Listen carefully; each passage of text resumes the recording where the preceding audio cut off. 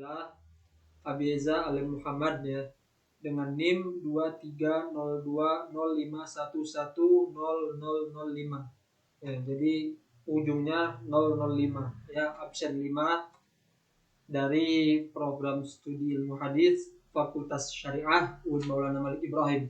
Ya. Di sini saya ya pada kesempatan kali ini akan menjelaskan tentang beragam metode takhrij hadis ya. Jadi dalam mentakhrij hadis metodenya itu beragam ya. Banyak metode ya dalam mentakhrij hadis.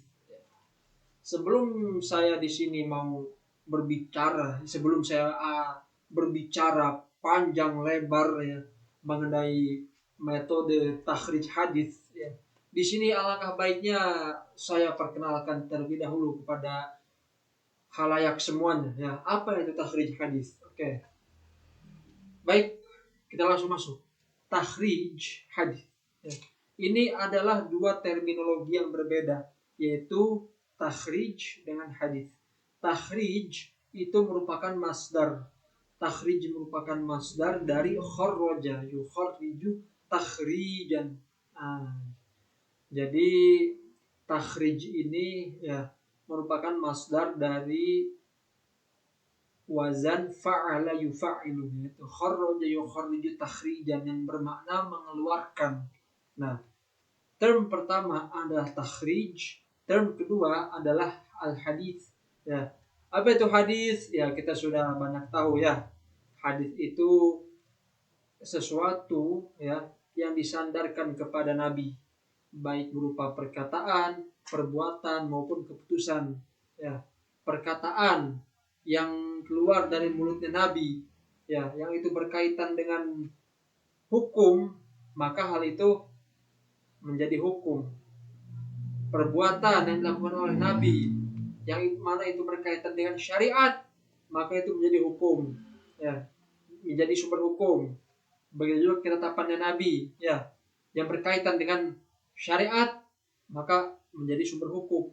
Nah, itulah disebut hadis, gitu loh. Tapi kalau dalam perkembangannya hadis itu lebih condong kepada perkataan, gitu loh. Karena ya selama ini kita suka melihat ya hadis itu kan berbentuk perkataan seperti itu. Baik, jadi takhrij hadis itu dari penggabungan dari dua term, yaitu takhrij dan hadis ya. Takhrij yang merupakan masdar dari kharraja yukharriju, berarti mengeluarkan, dan al hadis ya. Nah, hadis yang akar katanya adalah hadatsa ya. Ini bisa berarti baru, bisa berarti pembicaraan. Nah, jadi takhrij hadis itu adalah mengeluarkan hadis. Apa maksudnya mengeluarkan hadis? Oh, maksud mengeluarkan hadis di sini adalah ya menentukan status hadis. Mentakhrij hadis itu menentukan status hadis. Ya, apakah ini hadisnya sahih atau dhaif? Itu dengan takhrij hadis di sini. Nah, takhrij hadis itu ada 5 metode. Yang pertama ada takhrij hadis ya dengan metode sifat, Yang kedua ada takhrij hadis dengan birrawil a'la. Ya, jadi metode yang pertama itu mohon maaf salah, tapi bukan metode sifat. Metode hadis takhrij hadis yang pertama adalah takhrijul hadis birrawil a'la. Kemudian ada takhrijul hadis bi awalil matni, takhrijul hadis bis sifah, takhrijul hadis dengan kata kunci ya, dan yang terakhir itu ada takhrij hadis dengan pertama tadi ada dengan rawil a'la, kemudian dengan sifat, dengan kata kunci ya, kemudian mentakhrij hadis dengan yang terakhir ada dengan maudhu ya. Ada 5 jadi ya, dengan awal matan, sifat, kata kunci, rawil a'la, dan maudhu dengan tema. Nah, mentakhrij hadis dengan rawil a'la adalah maksudnya rawil a'la ini berarti rawi al-a'la, rawi yang paling atas, yang paling tinggi. Jadi maksudnya adalah sahabat. Nah, perawi pertama dari setiap hadis itu mesti sahabat. Nah, jadi kalau mentakhrij hadis dengan metode birrawil a'la ini ya kita melihat dari nama sahabatnya. Simpelnya begitu. Nanti di depan akan saya jelaskan secara terperinci dua metode saja. Metode birrawil a'la itu dengan kita melihat nama sahabat ya, di kitab yang mengumpulkan nama sahabat, misalnya kita cari di situ. Ini sahabat, hadis apa saja yang dikumpulkan oleh sahabat ini. Kemudian ada maudhu ya.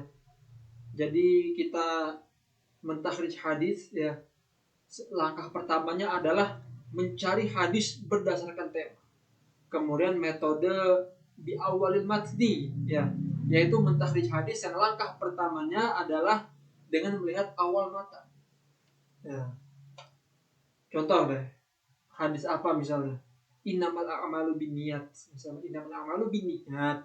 Nah, maka misalnya kita mau mentakhrij hadis tersebut dengan metode awal matan, ya kita cari di kitab takhrijnya. Ya. Hadis-hadis yang awalnya itu adalah innamal a'malu binniyat. Kita cari kalimat innama. Nanti akan ketemu itu innamal a'malu binniyat seperti itu. Ya, tadi pertama sudah apa? Birawil a'la, terus bil awal matan, sekarang dengan al-maudhu ya, bil maudhu, yaitu dengan tema. Ya, temanya tema tentang apa? Misalnya tema kita mau mentakhrij hadis. Ini setelah kita telisik nih, ini hadisnya ini ketika kita melihat lafaznya ini, lafaznya begini misalnya. Kayak tadi, innamal a'malu binniyat. Nah, maka di situ kita harus punya kemampuan tuh, ya. Harus punya kemampuan berbahasa Arab di situ. Dengan melihat hadis ini, kira-kira nanti temanya apa nih? Ya, apakah tentang niat atau tentang amal? Nah, seperti itu. Oh, setelah kita temukan tentang niat misalnya, nah maka kita cari ya di kitab tahrij hadis yang di situ berdasarkan tema. Nanti kita cari bab niat. Nah, ketemu itu.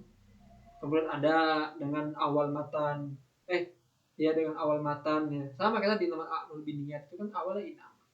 Dengan tema, terus ada berdasarkan apa lagi? Berdasarkan lafal ya, berdasarkan kata kunci ya. Itu. Nah, saya akan perinci ya, akan menjelaskan terperinci dua metode. Metode birrawil a'la dengan metode bil alfal ya. Nah, metode mentakhrij hadis birrawil a'la ini seperti yang tadi sudah saya jabarkan secara singkat di awal, yaitu mentakhrij hadis dengan langkah pertamanya adalah melihat kepada perawi pertama, yaitu sahabat ya. Misal kita hendak mentakhrij hadis innamal a'malu binniyat. Nah, ini hadis innamal a'malu binniyat ini siapa? An siapa? Oh, misalnya kita lagi baca kitab Al-Arba'un An-Nawawiyah. Kemudian kita di hadis pertama itu ya kan an Ibnu Umar radhiyallahu anhu maqala kemudian sampai Rasulullah sallallahu alaihi wasallam yaqul innamal a'malu binniyat. Nah, berarti kan Ibnu Umar itu merupakan rawil a'la. Karena umumnya ya dalam kitab-kitab yang ini bukan kitab induk hadis gitu ya. Itu ketika menjabarkan hadis itu hanya rawil a'lanya saja yang dijabarkan, yaitu ya an Abi Hurairah, an Umar bin Khattab ya, atau an Ibnu Umar, atau an Mu'adz bin Jabal ya. Kecuali kalau di kitab-kitab induk seperti di Kutubus Sittah itu kan baru jelas tuh hadatsana fulan sampai ke sahabat. Tapi kan kalau bukan di kitab-kitab induk itu langsung menjurus kepada sahabatnya saja. Nah, itu sahabat disebut dengan rawil a'la. Nah, kita tadi baca arba'in misalnya, di hadis pertama itu An Ibnu Umar. Nah, maka ya sebelum coba kita jangan langsung mencari di kitab takhrij dan mencari Ibnu Umar, jangan. Ya, tapi langsung kita cari ya di kita alangkah baiknya mencari dahulu di kitab induk ya. Misalnya hadis yang pertama itu rawahul Bukhari wa Muslim kan di Arba'in An-Nawawi itu. Nah, di Arba'in An-Nawawi itu kita lihat rawahul Bukhari Muslim. Nah, alangkah baiknya dan memang baiknya seperti itu. Kita cek dulu di Sahih Bukhari, ada nggak hadis seperti itu? Oh, ada. Kita lihat, benar nggak rawil alanya oleh Ibnu Umar? Oh, benar. Nah, oke. Langsung kita cari di kitabnya. Ya. Di kitab Miftahul Kunuzis Sunnah itu misalnya ya. Bukan. Kalau untuk metode rawil ala itu kitabnya ada, bukan Kunuzis Sunnah tapi Tuhfatul Atraf Bima'rifatil Ashraf. Nah itu kitab untuk memudahkan kita dalam mentakhrij hadis birrawil a'la. Ya, kita sudah temukan di kitabnya misalnya. Siapa rawil a'lanya? Ibnu Umar. Langsung cari di kitab Tuhfatul Atraf Bima'rifat Ashraf. Benar nggak ada Ibnu Umar? Di kitabnya itu nanti terpampang jelas itu, ya. Ibnu Umar misalnya kita cari ya. Kita cari, oh ada Ibnu Umar. Nah, setelah ketemu nama Ibnu Umar, kita cek ada nggak hadisnya yang diriwayatkan yaitu innamal a'malu binniyat, atau ada nggak Ibnu Umar ini di Sahih Bukhari? Oh ada, di nomor sekian. Nah, ketika kita cek di kitab induk misalnya nomor sekian bab sekian itu benar hadisnya adalah hadis innamal a'malu binniyat. Nah, maka di situ bisa kita pastikan bahwasanya memang hadis yang terdapat di Sahih Bukhari yang berbunyi innamal a'malu binniyat wa innamal likulli imrin ma nawa ila akhirih itu memang benar diriwayatkan oleh Ibnu Umar. Nah, langkah selanjutnya barulah ya kita mencari jarah wa ta'dil dari masing-masing perawi, kemudian mencari ittisalus sanadnya, apakah benar masing-masing rawi yang ada dalam hadis itu pernah bertemu antara Ibnu Umar dengan selanjutnya pernah bertemu sampai kepada Bukhari, jadi Imam Bukhari pernah bertemu. Setelah itu barulah kita bisa memastikan secara sanad ketemu. Oke, secara sanad kuat misalnya. Nah, baru selanjutnya kita telisik matannya misalnya ya. Apakah ini matannya bertentangan dengan Al-Quran? Apakah ini matannya nanti bertentangan dengan hadis sahih yang lain? Ataukah ini nanti matannya bertentangan dengan ijma para ulama? Ataukah bertentangan dengan qiyas? Ataukah bertentangan dengan akal sehat misalnya? Oh tidak, seluruh ya sejalan nih semua. Maka diterima itu hadis. Nah, seperti itu. Kemudian setelah menjelaskan metode birrawil a'la, saya akan jelaskan yang kedua takhrij hadis ya, takhrijul hadis bil alfaz. Ya. Bukan bil alfaz. Ya, mohon maaf. Saya salah berbicara. Tapi yang akan saya jelaskan secara terperinci yang kedua adalah menjelaskan dengan saya akan menjelaskan metode takhrij hadis dengan kata kunci. Begitu ya. Jadi maksudnya gimana?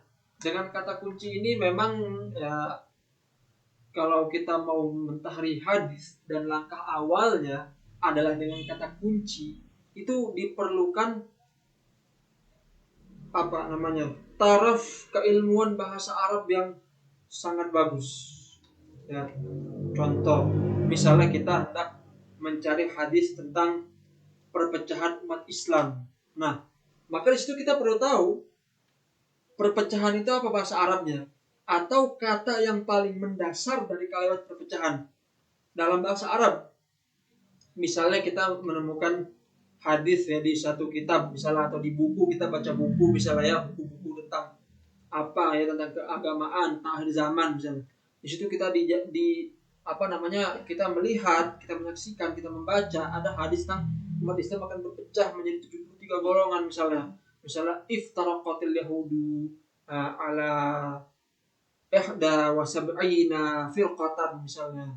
Kemudian apa wa tafarraqatin nasara ala sinataini wa sab'ina firqatan wa taftariqu ummati ala thalathin wa sab'ina firqatan. Nah, kalimat iftaraqa, tafarraqa dengan taftariqu, nah itu kita perlu memiliki taraf bahasa Arab yang sangat bagus itu.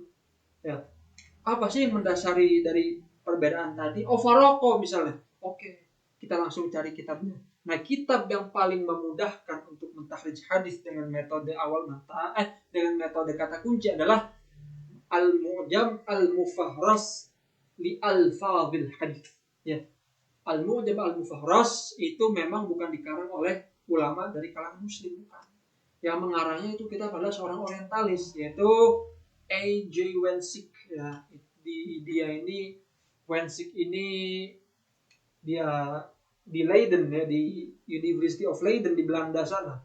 Yang luar biasa itu orientalis, tapi dia sebegitu perhatiannya terhadap keilmuan hadis, bahkan sampai dia menyusun, ya, sebuah karya untuk ilmu hadis. Itu luar biasa. Nah, di sini saya akan bacakan. Ada kitab-kitab lain juga yang bisa kita gunakan, ya, dalam mempermudah pencarian kita di takhrij dengan metode apa tadi kita mau metode adalah ada Miftahu Kunuzis Sunnah li Fuad Abdul Baqi. Kemudian ada Misbahu Zujajah lil Busiri dan Mu'jamul Matan. Mu'jamul Matan ini milik salah satu lembaga modern studi Islam seperti itu. Nah, jadi bagaimana langkahnya kalau mau dengan kata kunci? Ya tadi, misalnya hadis tentang perpecahan umat Islam. Nah, kita perlu di sini kemampuan bahasa Arab yang mumpuni. Misalnya kalimatnya kan tadi faraqatin yahudu misalnya, wa tafarraqatin nasara, wa taftariqu ummati. Nah, apa sih yang paling mendasar dari iftaraqa, taftariqu dengan tafarraqa? Faraqa. Kita cari di Mu'jamul Mufahras. Lafadz faraqa ada enggak? Nah, kita buka sedikit-sedikit faraqa. Nanti ketemu misalnya bikin Al-Mu'jamul Mufahras. Yang dengan kata kunci faraqa ini mencakup hadis iftaraqatil yahudu, tafarraqatin nasara, taftariqu ummati. Ketemu nanti di Mu'jamul Mufahras itu ada petunjuknya bahwasanya hadis-hadis serupa itu ada di mana? Di Imam Abu Dawud misalnya, di Tirmidzi, di Nasa'i, ada di Sahih Bukhari misalnya. Langsung kita lihat ke kitab induk. Benar nggak ada nih di Sunan Abu Dawud misalnya? Ketemu ada sesuai dengan yang tertera di kitab takhrij Mu'jam Mufahras. Nah, langsunglah langkah selanjutnya baru kita mulai di situ mencari jarh wa ta'dil perawi, ya. Mulai mencari ittisalus sanad, ya, mulai kita pastikan itu ittisalus sanadnya, ya. Kemudian jarh wa ta'dil perawi, para perawi dan matannya ini gitulah kita takhrij juga. Oh, secara sanad tersambung, matannya juga sahih. Nah, maka di situ baru kita bisa memastikan ini hadis statusnya adalah sahih atau dhaif. Nah, seperti itu. Baik, itu saja ya dua metode yang saya perincikan, ya. Kurang lebihnya ya sebelumnya ya mohon izin untuk saya akhiri video ini. Kurang lebihnya mohon dimaafkan. Wassalamualaikum warahmatullahi wabarakatuh.